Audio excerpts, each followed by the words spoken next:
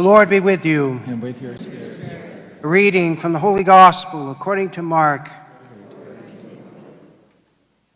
Jesus said to his disciples, "In those days after that tribulation, the sun will be darkened, and the moon will not give its light, and the stars will be falling from the sky, and the powers in the heavens will be shaken.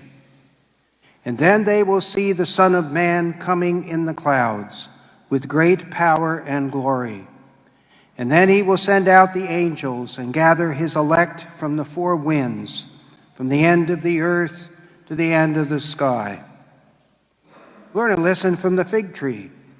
When its branch becomes tender and sprouts leaves, you know that summer is near. In the same way, when you see these things happening, know that he is near, at the gates. Amen, I say to you, this generation will not pass away until all these things have taken place. Heaven and earth will pass away, but my words will not pass away. But of that day or hour no one knows, neither angels in heaven nor the Son, but only the Father." The Gospel of the Lord. Praise to you, Jesus Christ.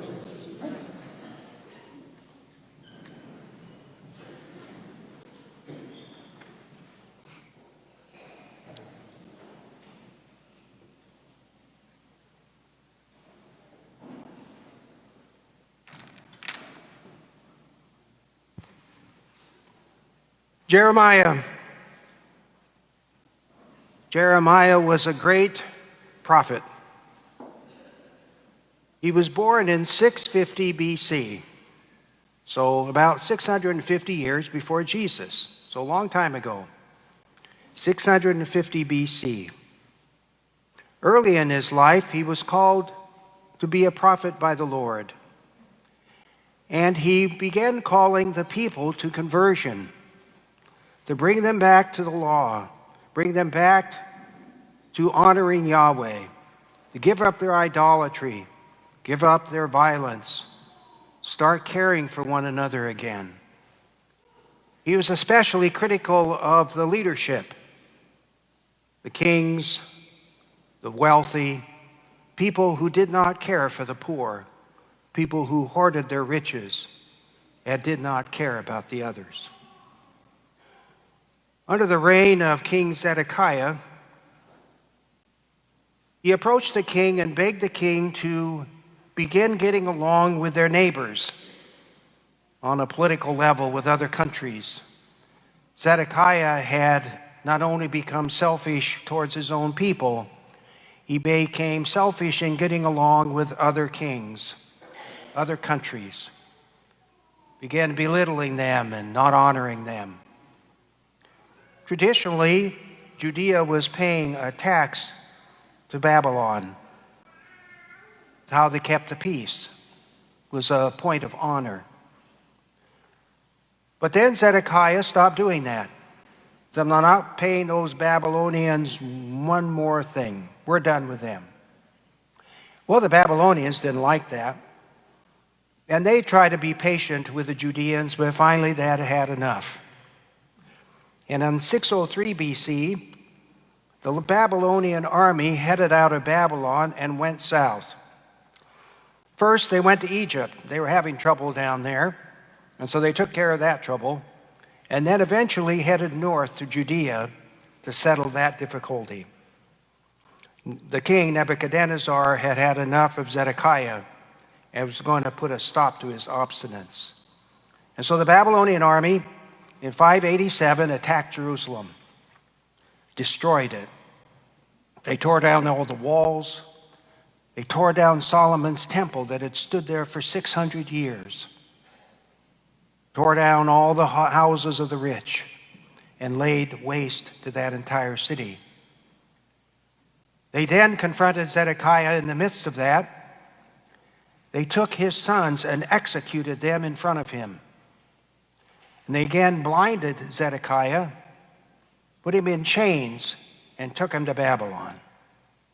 And that symbol of Zedekiah blinded and living in darkness became an indication of what the Judean people were going to go through. was very dark times for them. They had little reason for hope. There was no answer on the horizon. Many of their citizens had been killed by the Babylonians, and who was left were being taken off as captives to Babylon, which was a long ways away. Very dark times. Times that they might have been tempted to give up, to become cynical and despair. But Jeremiah, in the midst of all of this, wrote them a letter that's contained in the book of Jeremiah. He wrote a letter to the people in captive in Babylon. His advice to them was, settle down, calm down, build your houses, raise your families. That is, go back to normal. Live out your lives even in this darkness. Don't give up. Raise your crops. Be normal. But pray for the peace of Babylon. Their captors. Don't hate them. Don't take them on. Don't antagonize them. Live in peace with your captors. Pray for the peace of Babylon. He says, ignore the false prophets, those people that want to just cause trouble. They just want to upset people, get you hating one another, causing difficulty among the people. Ignore them. Don't pay any attention to the false prophets.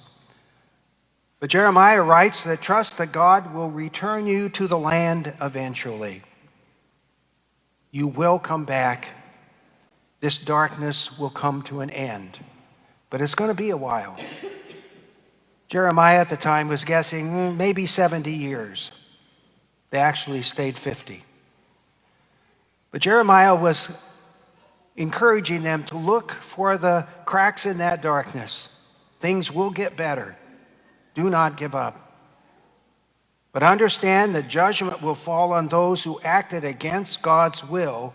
They will pay a price. God will make sure of that. With the shortness of life in those days, probably all the people taken from Jerusalem never returned. They would have died.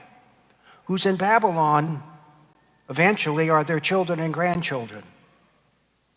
But in 538, a crack will occur in the darkness, and through it comes King Cyrus the Great of Persia with his army. They attack the Babylonians and defeat them. They find the Judeans there living in this darkness. But Cyrus says, you don't belong here, go home. And so he sends them home with a lot of help. The light had finally begun to shine in the darkness. The cracks had occurred. Jesus talks about the darkness in the gospel today. Times when people would have experienced that darkness would have been very disturbing and scary. They also would have felt the fear that the Judeans felt being taken into Babylon when all seemed lost. And Jesus is talking about the sun darkening. The moon won't give its light. The stars will fall from the sky. That's a scary image. But Jesus says, have hope. Have hope because you will eventually see the Son of Man coming upon the clouds. God will come for you. God will break through this darkness and give you light. Some of us may find ourselves living in darkness for all kinds of reasons in our lives. Living in a dark time maybe, something's happened. We can feel the darkness and the oppression. We can feel the temptation to give up, become cynical and despair. But we need to learn the lesson of the Judeans in Babylon, and the advice that Jeremiah gave them, he gives us as well. Do not give up. Know that the Lord will come for you. The cracks will occur, and to look for the cracks coming in the darkness. When you see the cracks occurring, then you know that the end is coming. Leonard Cohen was a famous Canadian songwriter, and he wrote a song for people who are suffering from darkness, who are looking for help, who may even despair. Leonard Cohen wrote, "Ring the bells that still can ring. Forget your perfect offering. There is a crack in everything. That's how the light gets in." And so we will look for the cracks in the darkness, and someday the Lord will come and save us.